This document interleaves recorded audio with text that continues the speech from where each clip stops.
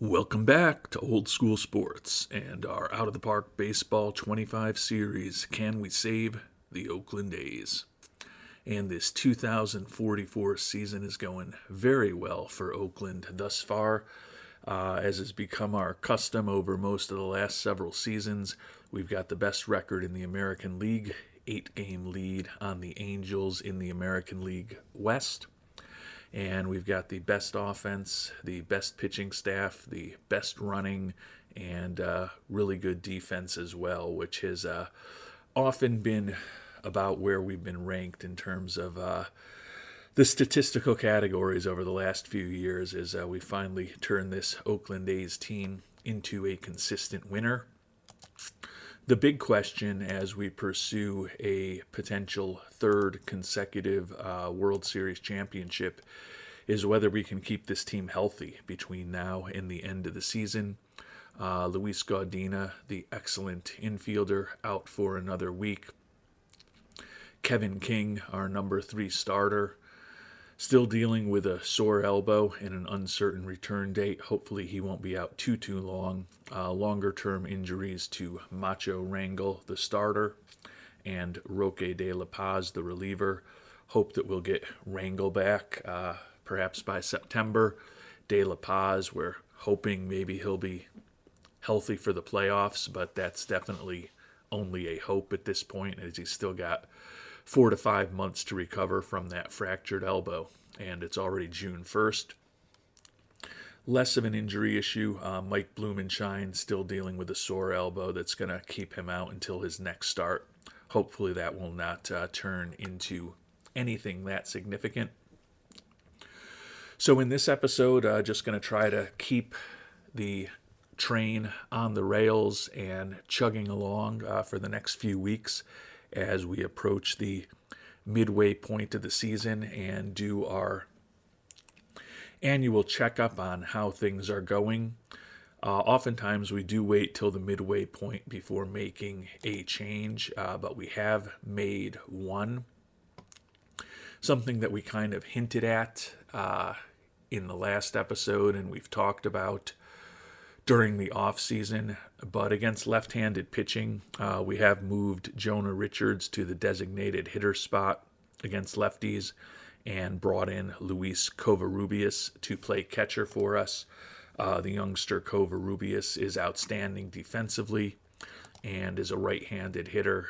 We think he should be pretty successful against left-handed pitching.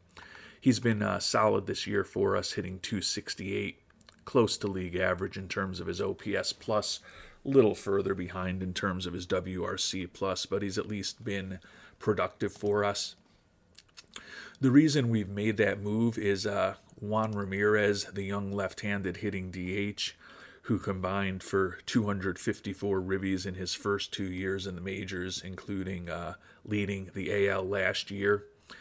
Having a slow start to the season, hitting just .258 with 6 homers and 32 ribbies, and he's been below average offensively, which given his lack of use in the field and his lack of quality in the field means he's been below replacement level. Taking a little bit deeper dive into his batting stats, he's been about a league average player against right-handed pitching, and given his profile, we're certainly going to keep him as our DH there. But he's been bad against left-handed pitching, hitting just .206 with 2 homers and 68 at-bats, a 72 WRC plus. So the thought is that we're going to give an opportunity to hopefully have Mr.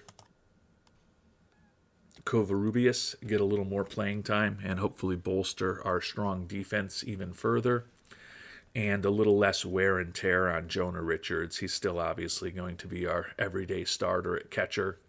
So shifting from catcher to DH once every 3, 4, 5 days whenever we end up playing a lefty certainly isn't going to diminish the wear and tear on him excessively, but it could result in him and his bat being in the lineup a few extra games for us over the course of the season, and also will give us a slightly better defense behind the plate with Mr. Covarrubias getting a little extra playing time. And taking a look at our team schedule as we head towards the middle of the season, not a lot of action against division rivals this month. We've got a long road trip in the middle of the month, started out in Chicago at the White Sox, and then we head down to Texas for 3 at Houston and 3 at Texas. But other than the games in Texas, we won't be facing any AL West foes during this month of June. And we're off to a solid start in the month of June, winning 4 of our first 6 games, although we did get shut out yesterday by Detroit. Some good news on the injury front. Luis Godina is back, so clearly he slides right back into the number 3 hole in the lineup. And we did send the young infielder, Luis Rangel, back down to AAA, where he'll get some regular playing time. He had been reasonably productive for us, but definitely better than Phil Swenson at this point, who's probably in his final season with us, given that he no longer has options and he's set to make $4 million next year. But Swenson has played in just 13 games and started only 7 this year. Rangel was in the starting lineup for us against left-handed pitching while Godina was out, but we'll try to ensure that the youngster gets regular playing time down in AAA before he presumably will join us again come September, or if we have another injury to an infielder over the next several months. And we lose again to that good Detroit squad, who you probably remember is a team that we are very familiar with at this point, having faced off against them in the American League Championship Series a couple of years in a row. Lose to them again. Even more importantly, another minor injury to the pitching staff. John Knight, who started today in the loss. At least it's not a blister issue for him at this point, but a strained back that will likely keep him out for about a week. Taking a look at the schedule, we do have an off day coming, so we can probably skip him in the rotation without too much pain.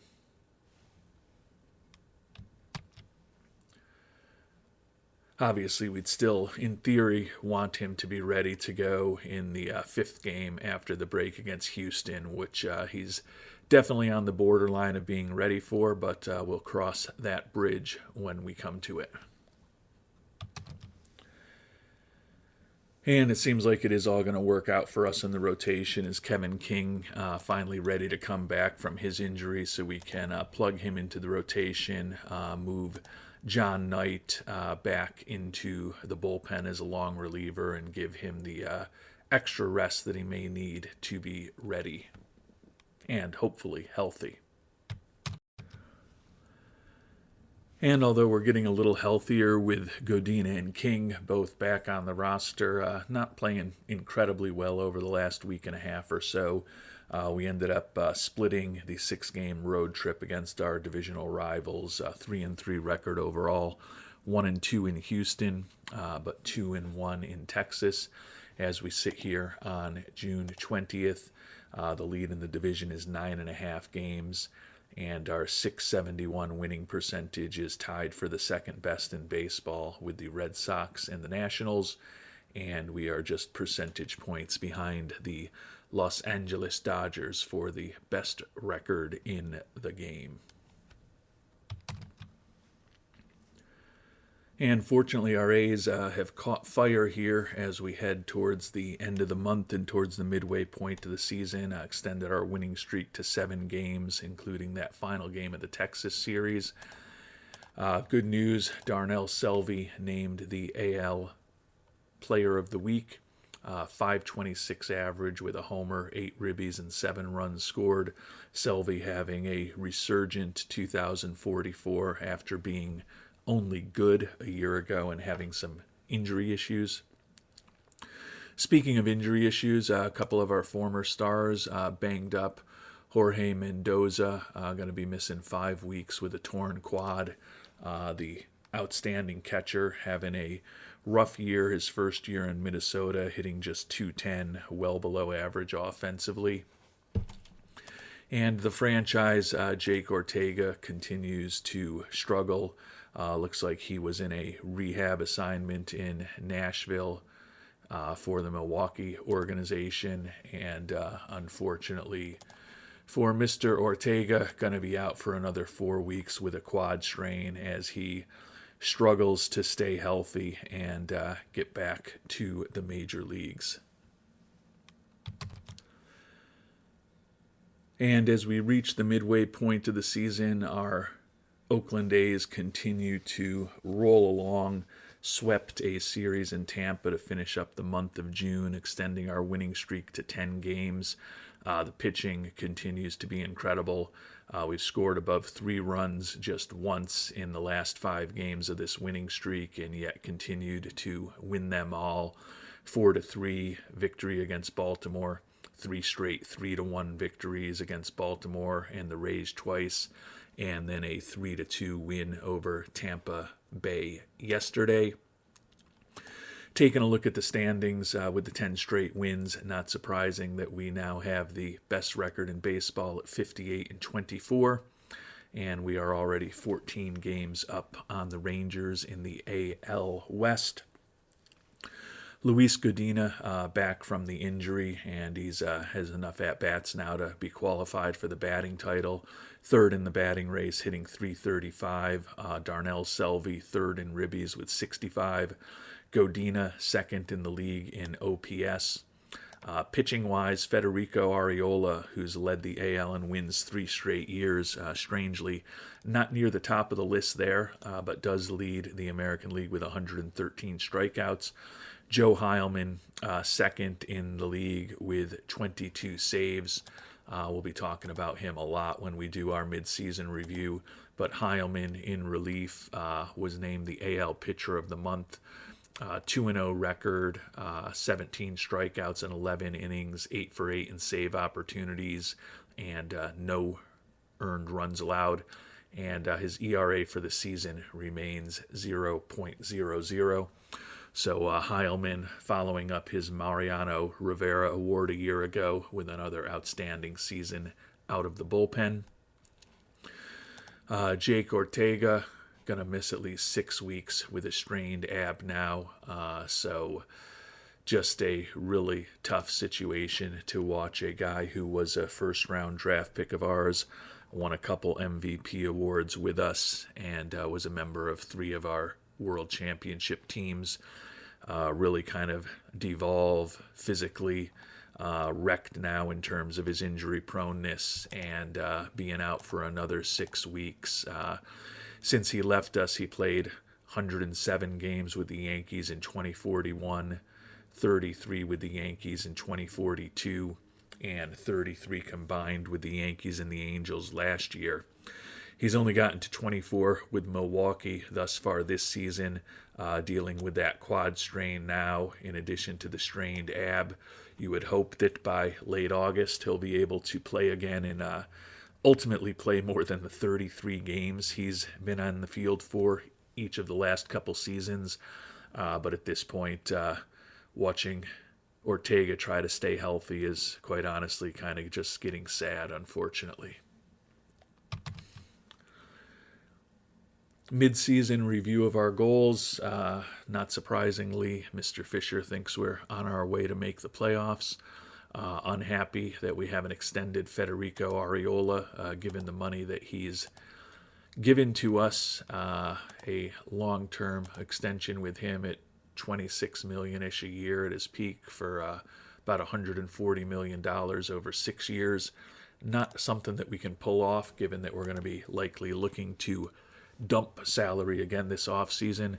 And he's still upset that we have not brought in a power hitter. Apparently that's something that he's just really obsessed with, because we are first in the American League with 119 home runs, still have dipped to third in the American League in runs scored, but we are top 3 in the American League in every offensive category, leading the league in steals and base running, tied for first in runs allowed, and respectable defense, although it has declined a bit over the last month since we got back into this episode, rank in the top half of the league in every pitching category. First in bullpen ERA, runs allowed, walks, and strikeouts. Our 58-24 record, a bit above Pythagorean expectations. Our worst month of the season, as we sit here on July 1st, was April. We were 18-9, won 2/3 of our games in the month of April, and when you can call that your worst month, things are clearly going very well. And before we do our annual midseason review and deep dive on our roster and start kind of planning for the upcoming trading deadline and what we may need to do to position this team even more favorably as we try to win a third straight title. Quick look at the injured list. The lefty reliever Macho Rangel looks like he's 6 weeks away, so hopefully we'll be able to get a rehab assignment started with him in mid to late August, maybe even have him up before roster expansion. Roque de La Paz still much more uncertain, 3 to 4 months away. So best case scenario for him is probably hoping that he's healthy at some point in the playoffs. Sorry, I think I confused the names there. Rangel is the one who's 6 weeks away. The lefty reliever, Roque de La Paz, is the one whose ultimate return is much more uncertain this season, unfortunately. Taking a look at our pitching staff, and we've touched base a little bit on Arriola already, leading the league in strikeouts this year, pursuing a 4th consecutive Cy Young Award, 8-2, but the ERA has climbed to 4, and he's not leading the league in wins. Going to definitely need a very strong second half to clinch a 4th straight Cy Young Award. Luis Villarreal, the lefty starter, who had an outstanding rookie season a year ago, 18-4 with a league best 2.62 ERA. Rough year thus far, 6-7 record with a 5.57 ERA. Still striking out about 10 batters per 9 innings. The big difference is walking batters at a higher clip than a year ago, and he's already given up 12 home runs this year compared to allowing just 10 in his rookie season. Overall, his SIERA isn't much different. Well, I mean, it is half a run higher plus than it was a year ago, but still respectable at 3.34. Still really like his profile. And taking a look at his pitching splits, he was bad in April, bounced back a little bit in May, and then had a rough month of June. He did account for 3 of his 6 wins in the month of June, but the 6.75 ERA and 5 homers allowed in 26 2/3 innings were not good. His SIERAs have been consistently in the 3 to 3.5 range. Given his profile, the thought is probably mostly bad luck for Mr. Villarreal. The 323 BABIP indicates that may be a little bit of the case as well. So we'll hope for better going forward.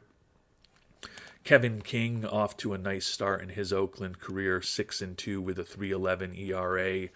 We thought that our excellent infield defense would perhaps be an asset to the ground ball focused pitcher when we brought him on board, and thus far seems to be pretty successful, although he did have a short stint on the IL for us. Mike Blumenshine, 6-2 record with a 3.55 ERA, doing a very nice job for us as a number 4 starter with a 2.4 WAR on the season already. And Ernesto Comunez, healthy again this year, 6-2 with a 3.67 ERA, and certainly doing a fine job as a 5th starter for us. John Knight, at times, has also been in the rotation, starting 3 games for us this year when we've had some injury issues, and also started 3 games when he was rehabbing at the beginning of the year in AAA. ERA of over 5 on the season, but his SIERA is much lower. Ultimately, he's been below replacement level, but still a guy who would be comfortable slotting in as a 5th starter if we have any more injuries. Joe Banks called him up month and a half ago at this point. He's put up a 2.12 ERA in 17 innings, allowing just 9 hits as he's made his major league debut.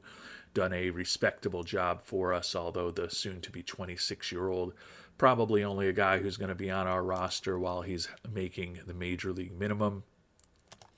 Bobby Surgener, after a rougher season last year, having a nice bounce back year this year, 3.24 ERA, striking out almost 11 batters per 9 innings for the lefty.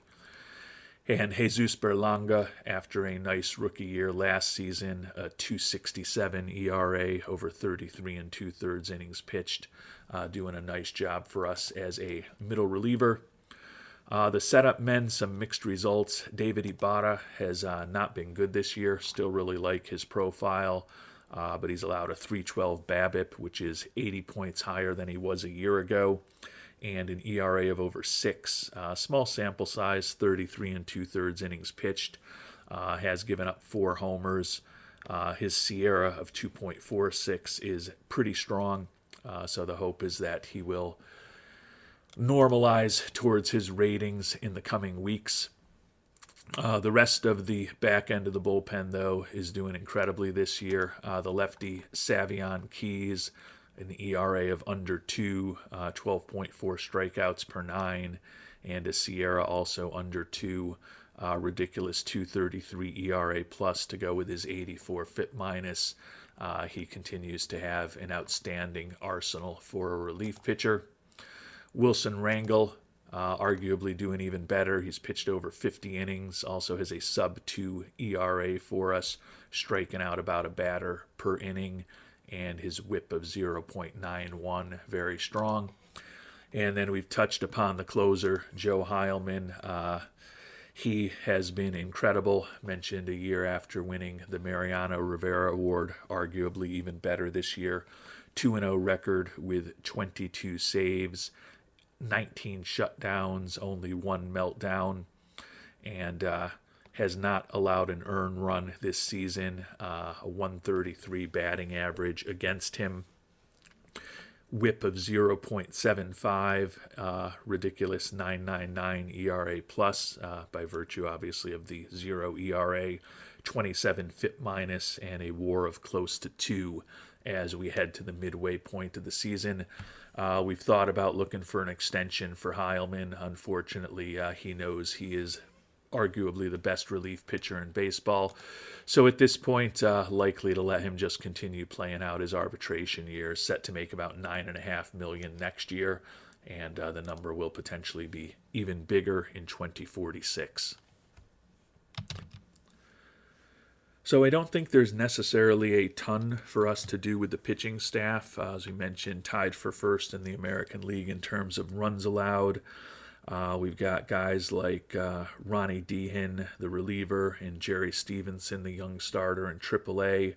Still hoping that Macho Rangel will be back before September, and holding out hope, although it's probably only hope at this point, that Roque de la Paz might be able to pitch at some point during the playoffs.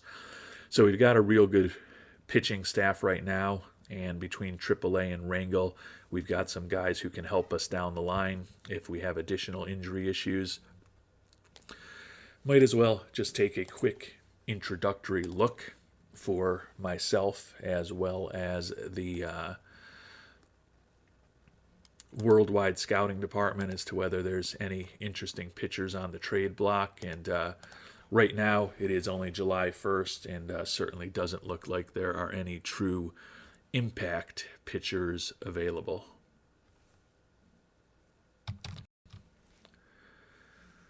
And before we take a look at our everyday players, take a quick look at the hitters who are available on the trade block at this point. A couple of first basemen, Brad Penny and Yutaka Nabeya, potentially available, given that we've got Godina at first, and we've also got the DH Ramirez. Don't think that's a big area of need for us. Some familiar names, Byron Brain, Alejandro Landin on the list as well.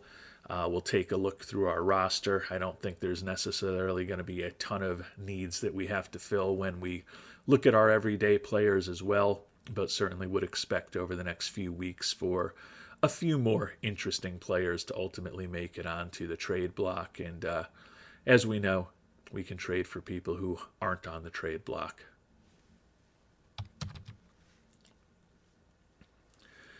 And we will turn our attention now to the everyday players on our team. Luis Covarrubias getting a little more playing time recently as we're playing him as our catcher against left-handed pitching. The batting average has dipped to 226 with that additional playing time.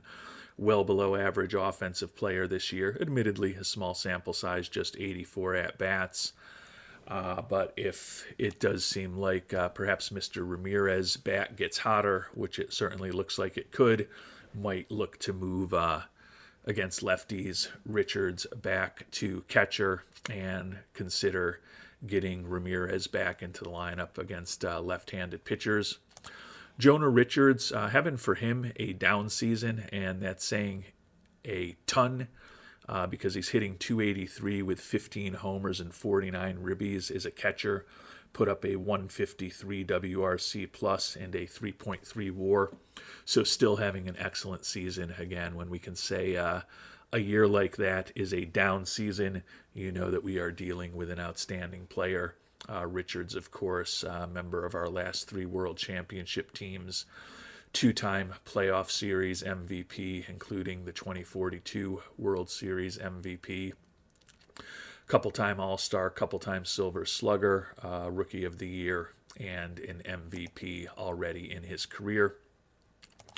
Talked about Luis Godina a lot this episode. He's been on the IL, but having another very solid season, 335 average, 12 homers and 47 driven in, OPS just above 1,000, and a 171 WRC plus with a 3.1 WAR. If he can stay healthy the rest of the way, certainly going to potentially be able to make a case for an MVP award for him. Nelson Ramiro, the youngster, playing every day for us against left-handed pitching at this point, and he did get some starting time against right-handed pitching when Godina was out. 290 average with 8 homers and 25 ribbies and 183 at-bats, a 141 WRC plus and a 1.8 WAR.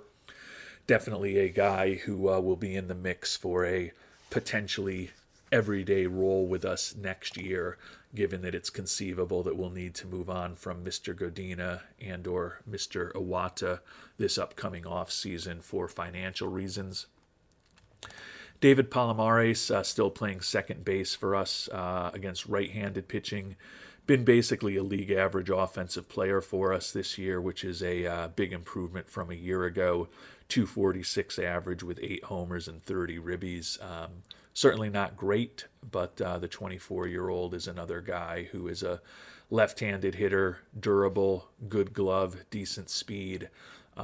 Probably will maintain his role against right-handed pitching and perhaps be in line for a bigger role next year, depending on what we decide to do. Mentioned earlier that Swenson likely to join some others and not being on the team going forward after this year. Barely batting 200 this year as a utility infielder, likely playing out the string with us in terms of his career. Hopefully playing out the string doesn't mean that we won't be playing long into October, though. Third baseman Juan Pimentel, defending American League Most Valuable Player, 280 average this year, 16 doubles, 5 triples, 16 homers, on pace for over 100 runs and right about 100 ribbies, 17 stolen bases, 125 WRC plus and a 2.7 WAR. I guess it's statistically clearly a down year from where he was a year ago, but Pimentel still having a very big season for us. As is Chisen Iwata. The batting average has dipped a little bit over the past month to 293, but with 21 doubles and 12 homers, particularly the home runs, big bounce back from where he was a year ago in that department. Stolen 18 bases already and put up a 138 WRC plus and a 2.7 WAR for us as our starting shortstop. So definitely not a lot of holes as we are thinking about the infield and the pitchers. mentioned that Juan Ramirez has been taken out of the lineup against left-handed pitching. It actually has helped him playing primarily against righties get the statistics a little better. He's been slightly above average offensively for us this year, hitting .270 now with 10 homers and 45 ribbies. Doesn't look like he's on pace to put up the prodigious home run and ribby figures that he put up his first 2 years in the majors, but still is a very solid bat against right-handed pitching and still respectable against left-handed pitching, although when we look at the splits for this year, definitely an above-average offensive player against righties, below average against lefties. But again, with Covarrubias struggling at this point, can't rule out considering putting Ramirez back into the DH slot against left-handed pitching. Darnell Selvey having a nice bounce-back year from a solid year a year ago, but not a great season, hitting over 300, 20 doubles, 15 homers, on pace for over 100 runs and 100 ribbies, stolen 13 bases already, 149 WRC plus, and his 3.3 WAR is closing in on what he put up all of last season. Jesus Aguilar is our backup fifth or fourth outfielder this year. Once again, hitting just a .185 and 81 at-bats. Started just 21 games for us this year when people have needed some rest. He's another guy who could be in the final year of his career with us here in Oakland, similar to Phil Swenson, who we talked about. Aguilar's contract expected to more than double next year to around $3 million.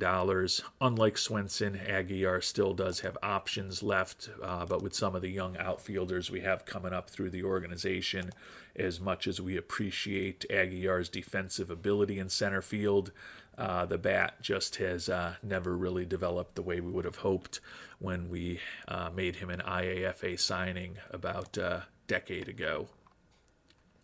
Center fielder Bobby Armstrong, definitely the weak link in the offense this year, was a above-average offensive player a year ago when he was healthy and in the lineup, and felt like that was a big step forward for him. His batting profile suggests he should probably be an above-average offensive player, but he has struggled to achieve that at the major league level, and having a real rough year this year. .93 batting average, only 3 homers and 202 at-bats. Has stolen 22 bases, but a 67 WRC plus. His defense not quite as good as we thought it would be a couple years ago, so he's been below replacement level. Given that Aguilar hasn't hit much either, we haven't really been inclined to give him more of an opportunity, but center field is certainly a position that we may be looking for help in. We do have some guys in AAA earlier this year. You may remember that the young center fielder who unfortunately looks like he's now hurt, partially torn labrum, so that throws a wrench into the plans. Jeremy Wright, looks like a week and a half ago, tore his labrum. He was up with us briefly and was respectable, hitting just .247 in AAA, does have 10 homers and 27 ribbies. Would have to think that Wright will be a September call-up, but with that torn labrum, that's going to likely keep him out until early to mid-August. Not an answer for us to help in center field over the near term, but we'll keep an eye on the trade block and see if perhaps there's something we can do to strengthen that position. Arturo Uresti having what is for him a down year, still has 16 homers and 44 ribbies, just past the midway point of the season, but the batting average has dipped to .222. Fortunately, it continues to have a good eye, walking 44 times, and he's still put up a 113 WRC plus and a 2.2 WAR for us. Perennial Gold Glove winner who's also won a couple of Silver Sluggers, 2-time All-Star, and a member of our last 5 World Championship teams, including the MVP in 2038, which was his second World Series with us.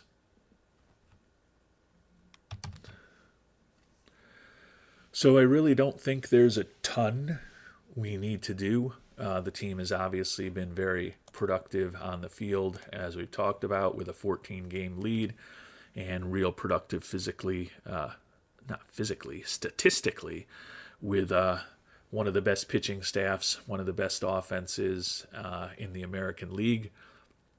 Center field is clearly the most significant hole. There's also options internally if we wanted to potentially consider weakening our defense a little bit. We could pivot Selvey over to center field and give Ramirez some time in left field. That actually may be a reasonable path to consider against left-handed pitching, although Armstrong is a right-handed hitter. In theory, should be a little more effective against left-handed pitching. Taking a look at the batting splits for him this year, he's been pretty brutal against right-handed pitching and still a below-average offensive player against left-handed pitching. So a lot of options for us to consider as we think about what this team should look like, but we'll be making those decisions from a position of strength. As we noted, the record 58-24, and the best record in baseball at this point. The Dodgers at 54-29, and the Red Sox with that same record are the second best teams in baseball, and both of them are 4.5 games behind us. So feel like we are in an outstanding position to guide this team back into the playoffs this year. Pretty confident we will win another AL West title, and certainly the favorites at this point to have home field advantage throughout the American League playoffs and potentially into the World Series if we make it that far. So can't have a lot of complaints about how things are going, but if you've got any ideas on what you might look for in the trade market or what other changes you might make to try to improve this team, always helpful to hear them. Until our next episode, thanks so much for watching, and hope you have a great day.